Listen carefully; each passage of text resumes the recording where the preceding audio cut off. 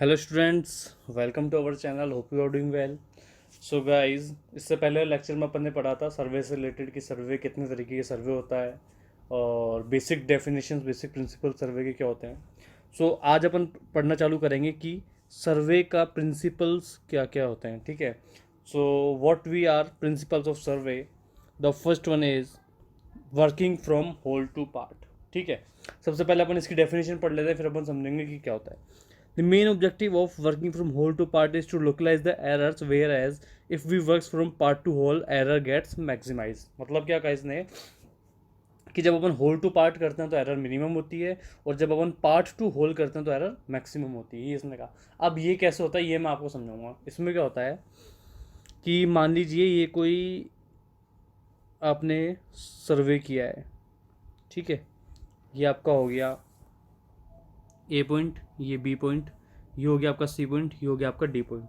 अब आप जब ए से बी में गए और आप मान लो कि आपने यहाँ से यहाँ तक भी कुछ काम किया होगा। ठीक है। ये आपका ओ पॉइंट मान लो।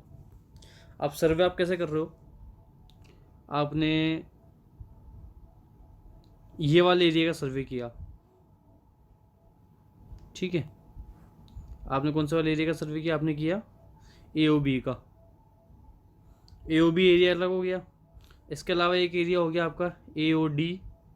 इसके अलावा एक और एरिया हो गया आपका सी ओ डी, और एक एरिया हो गया आपका बी ओ सी। ठीक है।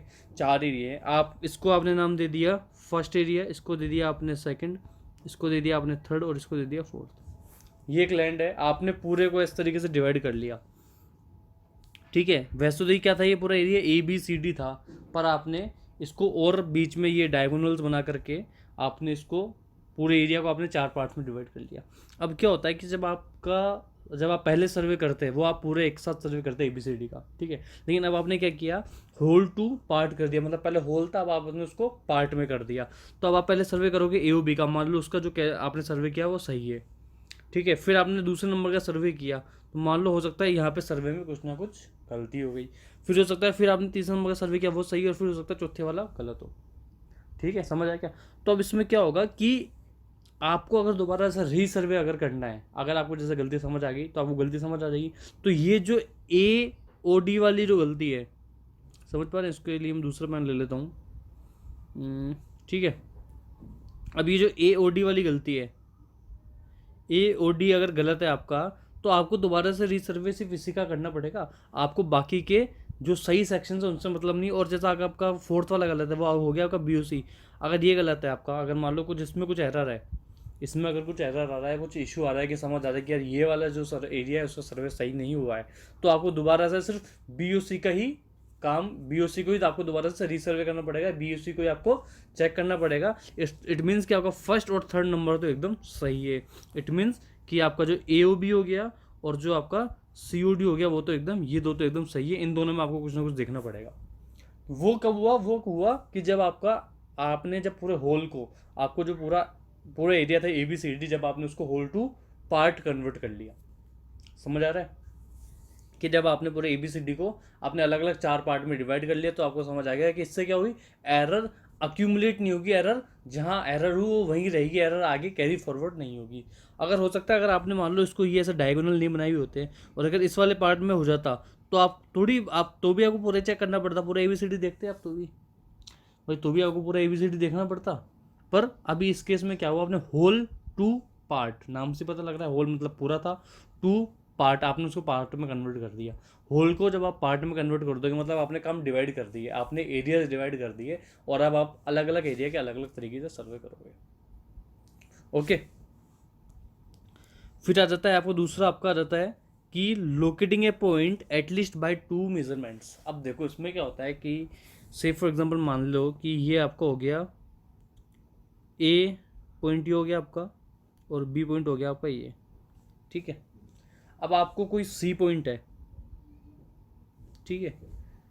अब आपको सी पॉइंट की लोकेशन निकालनी है, तो उसके लिए आप क्या करोगे कि आप यहाँ से, ये कोई मान लीजिए मिड से जाता है कहीं से, ए और बी का मिड है, और ए और बी के मिड से सीधा जाता है।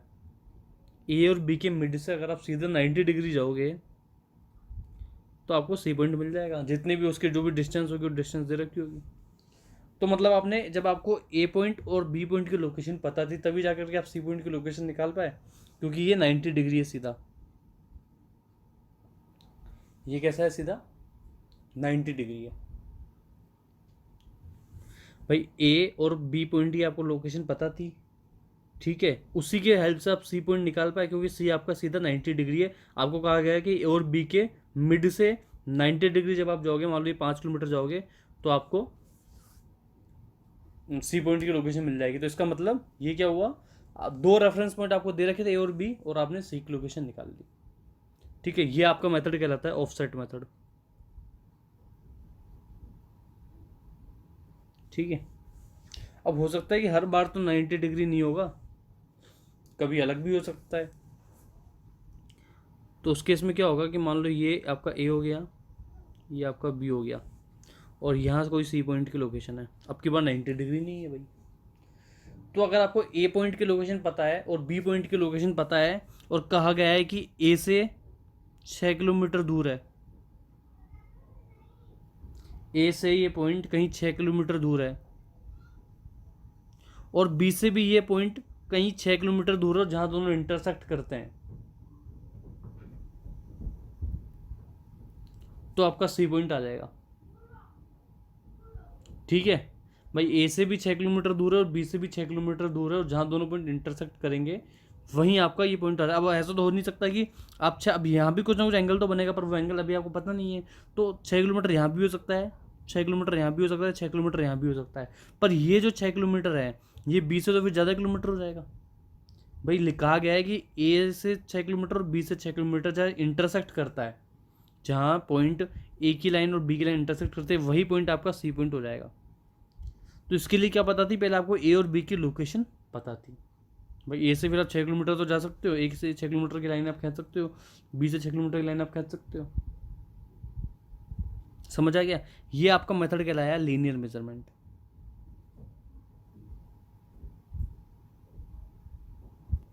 ठीक है, ये क्या मेथड कहलाया आपका? Linear measurement. लीनियर मेजरमेंट क्यों कहलाया ये? क्योंकि आपने इसको लीनियर तरीके से आपने पॉइंट की लोकेशन निकाली है। समझ आ रहा है कि आपने लीनियर तरीके से पॉइंट की लोकेशन निकाली है। अब हो सकता है आपको एंगल भी दे रखा हो। दूसरा केस क्या हो सकता है कि तीसरा केस क्या हो सकता है कि आपको पॉइंट ए भी दे रखा है, ए और ये बी, ये आपका बी हो गया, ये आपका ए हो गया। ठीक है, ये आपका कोई पॉइंट सी है, आपको कह रखा है कि ए से 45 डिग्री, तो ये एक आर्क बना ली मान लो आपने, और बी से भी 45 डिग्री, तो ये भी एक आर्क बना ली। अब आपको दे रखा है कि ए से 45 डिग्री इस तरीके से, और ये बी से 45 डिग्री। ठीक है, लेकिन कितने किलोमीटर? ए से 45 डिग्री 5 किलोमीटर, बी से 45 डिग्री 5 किलोमीटर, मान लो ये भी 5 किलोमीटर इधर जाएगा, 5 किलोमीटर इधर जाएगा।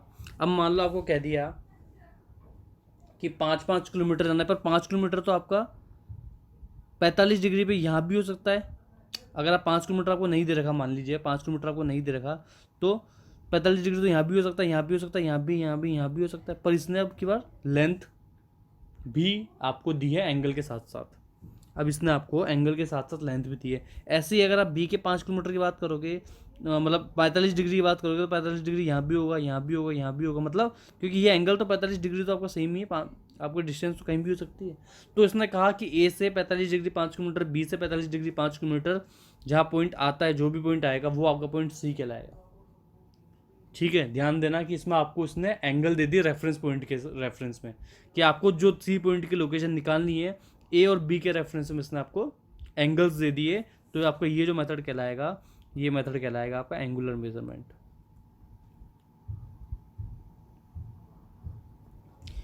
कहने वाली बात ये है कि locating A point at least by 2 measurements की, आपको 2 पॉइंट से ऐसे 2 पॉइंट उठाने हैं जिनकी खुद की लोकेशन आपको पता है, तब आप तीसरे पॉइंट की लोकेशन निकाल सकते हो। कहने वाली बात ये हो सकता है साइट पर कुछ और सिचुएशन आ जाए, तो आपको उस तरीके से सॉल्यूशन निकालना पड़ेगा। Okay, are you getting me? क्या है कि हो सकता है साइट पर कुछ और सिचुएशन आ जाए, तो आपको और कोई मेथड निकालना पड़े, पर आपको कॉन्सेप्ट क्लियर होना चाहिए कि अगर आपको किसी भी पॉइंट की लोकेशन निकालनी है, ठीक है, तो आपको फर्स्ट और सेकंड मतलब 2 पॉइंट की लोकेशन आपको पता होनी चाहिए, नोन होनी चाहिए, उसका XYZ पता होना चाहिए आपको। ठीक है, तो दो प्रिंसिपल हो गए सर्वे के दो प्रिंसिपल क्या हो गए कि आपका एक तो working from whole to part होता है। होल टू पार्ट होने से क्या होगा कि आपकी जो एरर जहाँ मैक्सिमाइज होनी थी वहाँ आपकी एरर एकदम मिनिमम हो जाएगी। प्लस मान लो आपने पूरे काम को, आप बोलते नहीं हो कि यार ये इतना बड़ा काम है, इसको अपन डिवाइड करके काम करेंगे, तो डिवाइड करके काम करने से क्या होता है, एक तो काम ईजी हो जाता है पूरा, मतलब कॉम्प्लिकेशन सारे खत्म हो जाते हैं। कॉम्प्लिकेशंस खत्म हो जाते हैं, उसके साथ साथ सर्वे के टर्म्स में बात करें अपन, तो उसकी जो एरर होती है उसको आप इजीली मिनिमाइज कर सकते हो और इजीली आप उसको लोकेट भी कर सकते हो एरर को, क्या आपको पता लग जाएगा हाँ इस वाले पोर्शन में गलती है, तो अपन पर्टिकुलर वही वाला पोर्शन चेक करेंगे।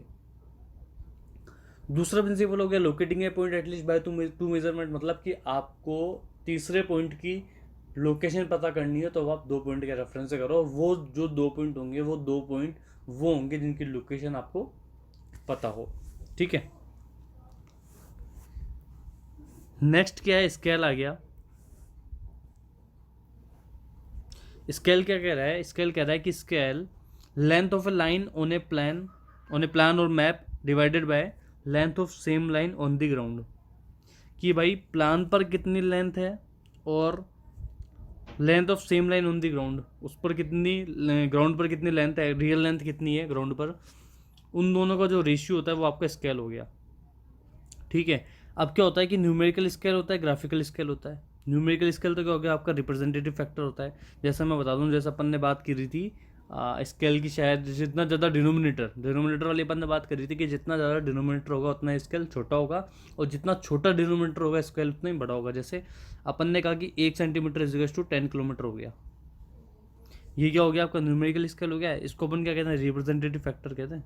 1 सेंटीमीटर को बने 10 किलोमीटर के इक्वल बता दिया। जब अपन इसका स्केल लिखेंगे तो अब देखो इसने लिखा है 1:10⁻⁶ कैसा आया, ये 1 डिवाइडेड बाय 10। सबसे पहले तो आप इसको किस में कन्वर्ट करोगे, किलोमीटर को मीटर में कन्वर्ट करोगे तो ये हो गया आपका 10⁻3। उस मीटर को आप सेंटीमीटर में कन्वर्ट करोगे तो वो हो गया 10⁻²। तो ये क्या हो जाएगा 1:10, 3 और 2 5 और 1 6, तो 10⁻6। ये हो गया आपका रिप्रेजेंटेटिव फैक्टर। तो 1 centimetre is equal to 10 kilometre. Engineering scale लिख दिया अपन ने 1 centimetre is equal to 10 kilometre. तो इंजीनियरिंग स्केल तो आपने सीधा सीधा लिख दिया, ये हो गया आपका 1 centimetre is equal to 10 kilometre. पर जब आप RF की फॉर्म में लिखोगे, रिप्रेजेंटेटिव फैक्टर की फॉर्म में लिखोगे, तो आप कुछ इस तरीके से लिखोगे, या इसको आप कुछ ऐसे भी लिख सकते हो। ठीक है, मतलब वो आपके ऊपर डिपेंड करता है, आप पावर में लिख रहे हो कैसे लिख रहे हो, आपके ऊपर डिपेंड करता है। फिर आ जाता है आपका ग्राफिकल स्केल। अब ग्राफिकल स्केल को आपको क्या लिखना है कि 1 centimetre is equal to 10 kilometre लिखना है आपको। 1 centimetre is equal to 10 kilometre लिखना है। तो अपन ने, आपको ध्यान है, अपन ने एक चीज़ वो लाइन देखी थी, AB is equal to 260 kilometre, तो कैसा आएगा या कैसे नहीं आएगा। उस केस में क्या है कि यहाँ 0 सेंटीमीटर है, 0 किलोमीटर है, पर जहाँ 1 सेंटीमीटर आपका बढ़ रहा है, जहाँ पेपर में आपका 1 सेंटीमीटर बढ़ रहा है, वहीं ग्राउंड पर आपका 10 किलोमीटर हो रहा है।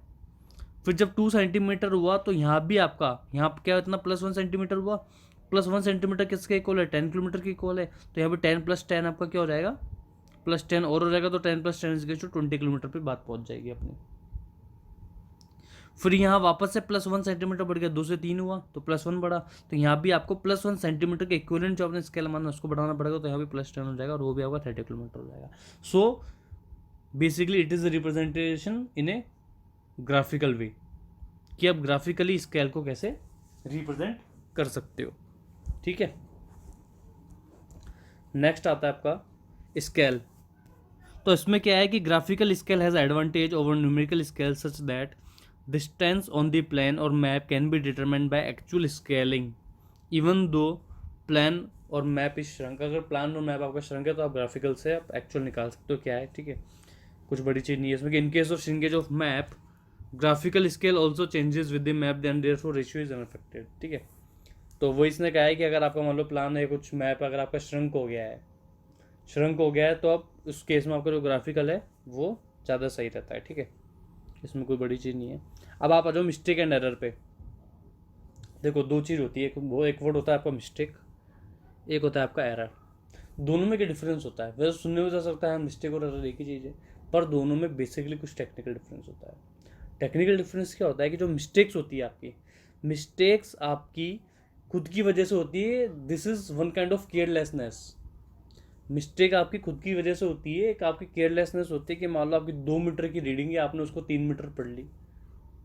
आपकी 2 मीटर की रीडिंग है, आपने उसको 3 मीटर पढ़ ली, तो ये आप ही की मिस्टेक है, तो ह्यूमन मिस्टेक है। ठीक है, ये आपकी मिस्टेक है, दिस इज योर फॉल्ट। आपने 4 मीटर की जगह 10 मीटर पढ़ लिया, तो ये किसकी इशू है? ये आपका इशू है। ठीक है, आपने कुछ केयरलेसनेस कर दी, आपने मान लो आपको स्टाफ सीधा पकड़ना था, आपने टेढ़ा पकड़ लिया, तो आपने आपकी मिस्टेक हो गई वो। ठीक है, अगर आपको स्टाफ सीधा पकड़ना था, आपने टेढ़ा पकड़ लिया और जिस तरीके से पकड़ना था उस तरीके से नहीं पकड़ा, तो आपकी मिस्टेक है। आपने ट्राईपोड की लेग्स कुछ ज़्यादा स्ट्रेच कर दिया, स्टैंडर्ड से कुछ ज़्यादा आपने कुछ इधर उधर कर दिया, कुछ डेविएशन कर दिया, एस्टेब्लिशमेंट में अगर आपने कुछ चेंज कर दिया, तो वो आपकी मिस्टेक है। सो मिस्टेक इज कि these are discrepancies caused due to carelessness, misunderstanding और पुअर जजमेंट। एग्जाम्पल क्या है कि miscounting of tape length, 5 metre reading recorded as 8 metre. कि मान लो आपने जब पढ़ी तो आपने 5 मीटर ही है, पर जब आप लॉग बुक पढ़ने लगे, जब आप लेवल बुक पढ़ने लगे, तो आपने उसमें 8 मीटर लिख दिया, तो पूरा लेवल ही खत्म हो जाएगा। यहाँ तो अगर 3 मीटर का डिफरेंस आ गया तो 3 मीटर बहुत बड़ा डिफरेंस होता है। अच्छे अच्छे प्रोजेक्ट्स जो होते हैं सर्वे के, लैंड सर्वे के जो प्रोजेक्ट्स होते हैं, उनमें जो लेवलिंग की जो एरर होती है, जो परमिसिबल एरर होती है, वो होती है +-5 mm, कि आप +-5 mm तक आपको परमिट है। 5 मीटर की जगह अगर आप 8 मीटर पढ़ लोगे तो चीज़ ही खत्म हो जाएगी। वो तो डिप्रेशन की जगह आप पता नहीं क्या दिखा दोगे, समझ रहे हो? तो ये जो मिस्टेक होती है वो ह्यूमन मिस्टेक होती है। ठीक है, अब आती है एरर की बात। एरर क्या होती है? जो मिस्टेक्स के अलावा होती है। एरर क्या होती है कि मिस्टेक्स के अलावा होती है कि मान लो टेप की लेंथ आप मान के चल रहे हो कि 30 मीटर, जो चैन की लेंथ मान लो आप मान के चल रहे हो 30 मीटर है, पर वो जो चैन है वो सही से बनी नहीं, या कुछ कैलिब्रेशन नहीं हुआ, या कुछ और नहीं हुआ, या ऑटो लेवल में कहीं कुछ कैलिब्रेशन नहीं हुआ, तो वो जो चैन की लेंथ निकली वो निकली 30.1 मीटर की। तो आप तो जब उसको मेज़र कर रहे हो, मान लो आप ए से बी मेज़र कर रहे हो, पूरी चैन खत्म हो जाती है। ठीक है, तो आप तो मेज़र कर रहे हो उसको 30 मीटर, हाँ भाई 30 metre plus 23 metre plus 23 metre, इस तरीके से। पर एक्चुअल में तो वो चैन 30.1 मीटर की है, तो जो एक्चुअल लेंथ आएगी वो कितनी आएगी? 29.9 मीटर आएगी, इसका मतलब। क्योंकि आप तो 30.1 को 30 मान रहे हो, समझ आ रही चीज? तो एरर क्या हुई आपकी? एरर हो गई MV-TV। देखो इसको इस तरीके से याद कर सकते हो। ABCD में सबसे पहले आता है E, उसके बाद आता है M, और उसके बाद आता है T। V लगाना है बस। तो error is equal to measured value minus true value, कि कितनी आपने वैल्यू मेजर करी, उसमें से अगर आप ट्रू वैल्यू माइनस कर दोगे तो आपका एरर हो जाएगा। C क्या होता है? आपका करेक्शन होता है। C क्या होता है? आपका करेक्शन होता है। तो ये जस्ट इसका उल्टा होता है, TV माइनस MV। ठीक है, या आप C को माइनस एरर करके लिख सकते हो कि अगर आपके एरर पॉजिटिव है तो करेक्शन नेगेटिव होगा, और करेक्शन नेगेटिव है तो एरर पॉजिटिव होगी, और अगर एरर नेगेटिव है तो करेक्शन आपका पॉजिटिव होगा। मतलब ये दोनों एक दूसरे के हमेशा साइन में जो होते हैं उल्टे सीधे चलते हैं। समझ आ गई चीज़? E is equal to ABCD में सबसे पहले E आता है, फिर M आता है, फिर T आता है, तो ये आपकी एरर हो गई कि measured value minus true value. MV is equal to measured value, TV is equal to true value, और C is equal to correction. ठीक है, अब ये जो एरर्स होती है, एरर का एग्जांपल मैं बता दूं आपको। जैसे मान लो सैग डिस्टेंस, सैग करेक्शन होता है। सैग करेक्शन हुआ कोई, तो सैग में क्या होता है कि आप चैन को कितना टाइट पकड़ते हो, कितना लूज पकड़ते हो, तो थोड़ा बहुत करेक्शन तो उसमें रहेगा ही रहेगा, थोड़ी बहुत एरर उसमें रहेगी ही रहेगी। तो so that is a error, that is not a mistake. Mistake क्या करिए आपने? 4 मीटर को आपने 6 मीटर लिख दिया लॉग बुक में, तो वो आपकी मिस्टेक हो गई। नेक्स्ट आ जाओ। अब वही सब चीज़ें कि errors are of two type, systematic और क्यूमुलेटिव एरर। क्यूमुलेटिव एरर क्या होती है कि ये एरर जो होती है वो क्यूमुलेटिव होती है नेचर में। ठीक है, नाम से पता लग रहा है। ऐसी एरर जो कि क्यूमुलेटिव हो, जो कि बढ़ती ही जाए आपके साथ साथ, ऐसी एरर जो बढ़ती ही जाए, वो आपकी क्यूमुलेटिव एरर होगी। जैसे मान लो आपकी कोई चैन है, वो उसको आपने मान तो रखा है 30 मीटर, पर वो ढंग से बनी नहीं, तो वो है एक्चुअल में 30.1 मीटर की। तो आपने जो जो लेंथ उससे आप मेज़र करते गए वो एरर आपकी अक्यूमुलेट होती जाएगी, क्यूमुलेटिव होती जाएगी, तो वो आपकी क्यूमुलेटिव एरर हो गई। रैंडम एरर या एक्सीलेंट एरर, ऐसी एरर जो which are left after mistake और सिस्टमेटिक एरर। सिस्टमेटिक में एरर के बाद में जो एरर रह जाती है वो आपकी रैंडम एरर या एक्सीडेंटल एरर कहलाती है। ठीक है, फिर नेक्स्ट आ जाओ ग्रोस एरर और मिस्टेक। वही ग्रोस एरर मिस्टेक मैं आपको बता ही चुका कि केयरलेसनेस या मिसअंडरस्टैंडिंग और पुअर जजमेंट की वजह से होती है। ये 4 मीटर को आपने 6 मीटर पढ़ लिया, that is your carelessness, that is your poor judgement. आपने 3 मीटर को 4 मीटर लिख दिया, दिस इज योर फॉल्ट। ठीक है, सिस्टमेटिक एरर कम्युनिटिव एरर मैं आपको बता ही चुका कि आपको जैसे ये एक्सपेंशन ऑफ स्टील टेप लिखा हुआ है वही सब आ गई कि आपकी मान लो मैं आपको बता रहा हूँ कि 30 मीटर की चैन या टेप है उसको वो 30.1 हो गया क्योंकि उसमें कुछ एक्सपेंशन हो गया गर्मी की वजह से। ये स्टील टेप का आपको एग्जांपल ले लो कि स्टील टेप में क्या हुआ, आपका 5 मीटर का टेप था वो गर्मी की वजह से उसका एक्सपेंशन हो गया, वो 5 मीटर 1 मीटर हो गया। पर अब आप जितनी भी उससे आप जितना भी लेंथ मेजरमेंट कर रहे हो, मान लो ये पूरी लेंथ आपने उससे मेजरमेंट करी जो कि 1000 मीटर की थी, 30-30 मीटर आपने करते चले तो उसमें एरर आपकी क्यूमुलेट होती जाएगी क्योंकि आप तो मान रहे हो वो 5 मीटर का है पर वो एक्चुअल में 5.1 मीटर का है। ठीक है, यह हो सकता है कुछ उसमें कॉन्ट्रैक्शन हो जाए, 5 मीटर का टेप है उसको हो सकता है कॉन्ट्रैक्शन की वजह से वो 4.9 मीटर हो जाए, 4.9 मीटर की वजह से जब आप मेजर करोगे तो वो आपकी कम आती जाएगी। ठीक है, फिर नेक्स्ट आता है रैंडम और कंपनसेटिंग एरर। कंपनसेटिंग एरर में क्या हो गया कि मान लो कोई स्टील टेप था, चैन थी, आप तो पहले आपने बहुत स्ट्रेच कर लिया, बहुत स्टैंडर्ड से ज़्यादा स्ट्रेच कर लिया तो उसमें एरर आएगी, और स्टैंडर्ड से ज़्यादा आपने उसको ढीला छोड़ दिया तो उसमें एरर आएगी, तो वो आपकी एरर उसमें कंपनसेट वे में होती जाएगी। ठीक है, कैसे है एक बार पढ़ लेते हैं इसके बारे में कि random errors are those error which are left out when mistake and systematic errors are eliminated. Mistake आपकी एलिमिनेट हो गई, मतलब आपका ये वाला जो सीन है कि आपने 5 की जगह 3 पढ़ लिया वो खत्म हो गई चीज़। सिस्टमेटिक एरर आपकी खत्म हो गई, कम्युनिटी वाला सिस्टम खत्म हो गया, उसके बाद जो एरर रह जाती है वो आपकी रैंडम एरर कहलाती है या कंपेंसेटिंग एरर कहलाती है।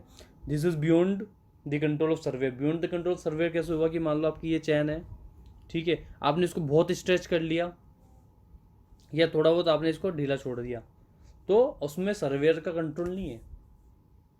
ठीक है, they are cancelled out as they have chances of equal positive और negative.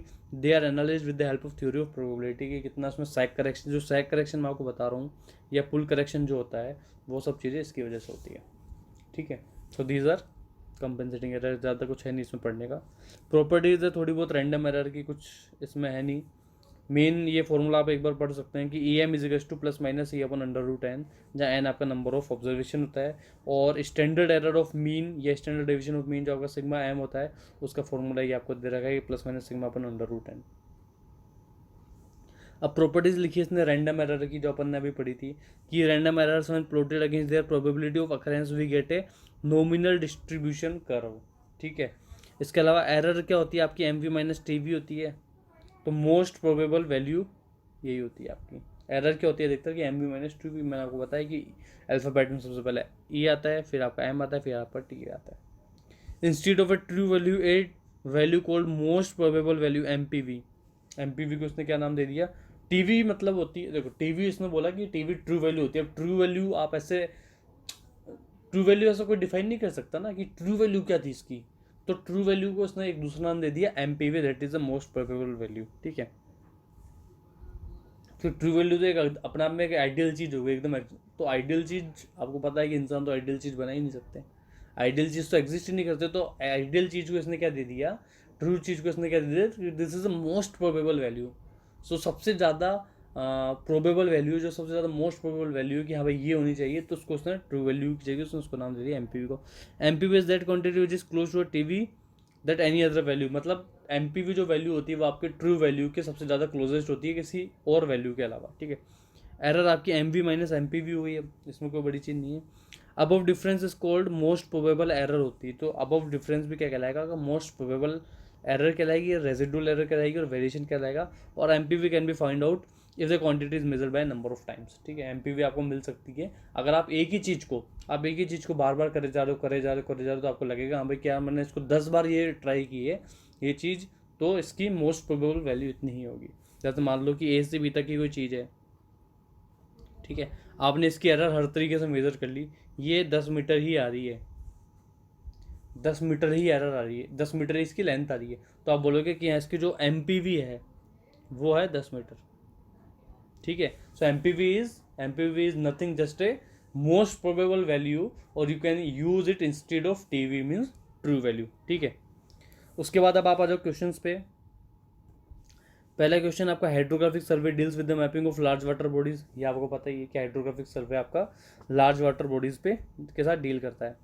नेक्स्ट आप आ जाओ क्वेश्चन पे कि in chain surveying field work is limited to, field work किससे field work is limited to linear measurement only. Chain survey से आप क्या कर सकते हो, आप सिर्फ लेंथ ही तो नाप सकते हो कि A से B तक की क्या लेंथ है, आप एंगुलर मेजरमेंट तो कर नहीं सकते उससे, लीनियर और एंगुलर मेजरमेंट दोनों नहीं कर सकते। ऑल ऑफ द अबव भी गलत है, इट मींस ऑप्शन नंबर एक सही है कि आप A से B तक की आपने चैन से लेंथ नाप ली कि हाँ भाई कितनी लेंथ है। ठीक है, फिर नेक्स्ट आ गया इसमें main principle of surveying is work is, एक तो अपन ने दो प्रिंसिपल पढ़े थे, एक तो होल टू पार्ट पढ़ा था अपन ने, एक पढ़ा था कि 2 रेफरेंस पॉइंट होने चाहिए। क्या होने चाहिए इसमें, 2 रेफरेंस पॉइंट होने चाहिए किसी तीसरे पॉइंट की लोकेशन पता करने के लिए। ऑप्शन देखते हैं, working from part to whole गलत है, होल टू पार्ट सही है, from higher level to lower ये भी गलत है, फ्रॉम लोअर टू हायर ये भी गलत है, तो it means option number B is the right answer. ठीक है, इसके बाद आप आ जाओ नेक्स्ट क्वेश्चन पे, क्या है कि for the construction of highway और रेलवे क्या चाहिए होता है, लॉन्गिट्यूडनल सेक्शंस आर रिक्वायर्ड, हाँ सही है, क्रॉस सेक्शंस हाँ ये भी चाहिए होता है, तो लॉन्गिट्यूड हाँ ये एकदम सही है, इसमें एक ही ऑप्शन में इसने दोनों दिए, नन ऑफ दिस तो गलत है, it means longitudinal cross section. अब लॉन्गिट्यूडनल क्रॉस सेक्शन क्या है ये आपको पता होंगे, नहीं होता तो मैं आपको बता देता हूँ। देखो मान लो ये कोई रोड जा रही है, ठीक है, ये आपका पॉइंट A मान लो, ये पॉइंट आपका B मान लो, ठीक है, और ये टोटल डिस्टेंस आपकी मान लो 500 मीटर। L सेक्शन क्या हुआ कि ऐसा तो है नहीं कि ये रोड बिल्कुल फ्लैट होगी, ऐसा तो होगा नहीं ये रोड बिल्कुल फ्लैट होगी, तो यहाँ पर क्या लेवल आपको दे रखा है, मान लो यहाँ से रोड स्टार्ट हो रही है, यहाँ पर आपको लेवल दे रखा है 100 का, फिर हो सकता है मान लो इसको 100 मीटर में अपन बांट लेते हैं, ये पहला 100 मीटर आया, फिर 100 200 300 400 और ये 500 आपका। ठीक है, तो पहले में लेवल आपका 100 आया, इसको आपने नाम दे दिया A1 A2 A3 और A4। ठीक है, अब यहाँ पर जो लेवल होगा, हो सकता है यहाँ पर लेवल हो आपका 99.9, हो सकता है यहाँ पर लेवल हो आपका 99.8, यहाँ होगा 99.7, यहाँ हो जाएगा 99.6, यहाँ हो जाएगा आपका 99.5। तो अब आपका L सेक्शन में यही जो लेवल्स हैं वही चीज़ आएगी कि A से जब A1 पर गए तो A पर लेवल था 100 मीटर, B पर था 99.9, और अगर आप अपने इसको चेंजेस भी दे दोगे तो ये 0 हो जाएगा, ये 100 हो जाएगा, ये 200, ये 300, ये 400 और ये आपका 500। समझ आ रही है, तो 0 से 100 पर गए तो आपके लेवल में क्या चेंजेस आया, ये आपका 100 से 99.9 हो गया, मतलब ये सेंटर का लेवल आपने निकाला। 100 से 200 में गए तो चेंजेस दिखा रहा है और लेवल दिखा रहा है, तो ये आपका क्या हो गया, L सेक्शन हो गया। L सेक्शन मतलब आपका लॉन्गिट्यूडनल सेक्शन, लॉन्गिट्यूडनल सेक्शन मतलब आपकी अलोंग द रोड आप जा रहे हो, कि A से B तक आप जा रहे हो, तो आप अलोंग द रोड जा रहे हो, और वो आपको जो लेवल शो कर रहा है वो आपका L सेक्शन हो गया। L मतलब लॉन्गिट्यूडनल सेक्शन, मतलब जो लेंथ के साथ में जो सेक्शन होता है, लेंथ का जो सेक्शन होता है, अलोंग द लेंथ जो सेक्शन होता है। समझ आ रहा है कि लॉन्गिट्यूडनल मतलब आपका क्या हो गया, अलोंग द लेंथ। ठीक है, अब आता है क्रॉस सेक्शन। क्या होता है आपका क्रॉस सेक्शन, क्या होगा कि यहाँ पर आपने मान लो पॉइंट लिया, आप कहीं और भी ले सकते हो, क्रॉस सेक्शन हो सकता है कि हर 5-5 10-10 मीटर पे क्रॉस सेक्शन चाहिए, तो इसको मैं दूसरे पेन से कर लेता हूँ। ठीक है, तो ये हुआ आपका, ये पॉइंट था A, ये पॉइंट आपका B था। ठीक है, ये 2 3 4, ठीक है, ये आपका A1 A2 A3 A4। ठीक है, तो आपने क्या किया, यहाँ पर एक क्रॉस सेक्शन लिया, यहाँ पर एक क्रॉस सेक्शन लिया, यहाँ पर एक क्रॉस सेक्शन लिया और यहाँ पर एक क्रॉस सेक्शन लिया, मतलब आपने अक्रॉस द रोड लिया। अभी तो आप ऐसे ले रहे थे लेवल, पर अभी आपने ऐसे लेवल लिए इस तरीके से, मतलब आपने क्रॉस लिए, आपने रोड को क्रॉस किया, तो आपने दोनों तरफ रोड के आपने, आप पहले तो ऐसे जा रहे थे पर अब आप रोड के दोनों तरफ जा रहे हो, तो रोड के जब आप दोनों तरफ का जो सेक्शन लेते हो वो आपको क्रॉस सेक्शन कहलाता है। क्रॉस नाम में क्रॉस आ रहा है, ठीक है। लॉन्गिट्यूडनल हो जाएगा आपका अलोंग द रोड, और क्रॉस सेक्शन हो जाएगा आपका अक्रॉस द रोड। तो जब आप हाईवे या रेलवे का काम करते हो तो हाईवे और रेलवे में आपको एल और क्रॉस सेक्शन दोनों चाहिए होते हैं, जिससे क्या दोनों तरफ का आपको आइडिया लग जाता है कि कहाँ कहाँ क्या क्या चीज़ें हैं, क्या क्या लेवल्स वगैरह वो सब, ठीक है। Option number C is the right answer, ठीक है। नेक्स्ट आ गया कि the curvature of earth, the curvature of earth is taken into account if the extent of survey is more than, ये तो मैंने आपको बताया ही था कि curvature of earth is taken into account. वैसे क्या है देखो दोस्तों, जो लास्ट कुछ टाइम से जो चल रहा था वो डेटा चल रहा था यही 250 टू 260 किलोमीटर स्क्वायर, पर अभी जो ट्रेंड में अभी जो रिसेंटली चल रहा है, जो मैंने आपको उसमें बताया था वो था 195.5 किलोमीटर स्क्वायर। पर एग्जाम्पल में कहीं भी ये नहीं है, अगर एग्जाम्पल में कहीं 195 होता तो आपको 195 ही करना है, पर अगर आपको एग्जाम्पल में दे रखा है 250 या 260 तो आपको 250-260 किलोमीटर स्क्वायर करना है भाई। 100 नहीं करना आपको, 160 नहीं करना, और उसके बाद नियरेस्ट वैल्यू आती है आपकी तो भाई 195 से तो ऊपर का ही करना पड़ेगा आपको, उससे कम का तो नहीं कर सकते। तो 195 के बाद जो नियरेस्ट वैल्यू होती है वो आती है 260 किलोमीटर स्क्वायर। अगर अभी एग्जाम्पल में 195 होता तो आप 195 करते, पर एग्जाम्पल में अगर 250 दे रखा है तो फिर आप 195 के बाद में जो सेकंड प्रायोरिटी है वो है 250, ठीक है। So right answer is 260 kilometre square. Next is की the curvature, the survey in which curvature of earth is counted is called geodetic survey. ये तो समझने की जरूरत ही नहीं है आपको, आपको पता है कि जियोडेटिक सर्वे क्या होता है, प्लेन सर्वे क्या होता है। प्लेन सर्वे में आप कर्वेचर ऑफ अर्थ काउंट नहीं करते, जियोडेटिक में आप काउंट करते हो, ठीक है। फिर है पॉइंट नेक्स्ट कि a fixed point whose elevation is known that is benchmark. ये सब पता ही है आपको कि एक ऐसा पॉइंट जिसका एलिवेशन आपको पता है उसको क्या कहा जाता है, बेंचमार्क कहा जाता है, ठीक है। एक ऐसा पॉइंट जिसका कि एलिवेशन आपको पता है उसको क्या कह दिया आपने, उसको आपने बेंचमार्क कहते हैं। रिड्यूस लेवल क्या होता है, रिड्यूस लेवल मान लो पॉइंट ए है, इसका एमएसएल के रेफरेंस में 100 मीटर है, तो पॉइंट ए का ध्यान देना, पॉइंट ए का जो रिड्यूस लेवल होगा वो क्या होगा, 100 मीटर होगा। मतलब रिड्यूस लेवल किसी भी पॉइंट का लेवल को आपने रिड्यूस लेवल का नाम दे दिया, ठीक है। सो सेकंड चैप्टर, तो दोस्तों आज का वीडियो अपन यहीं पे ख़त्म करते हैं।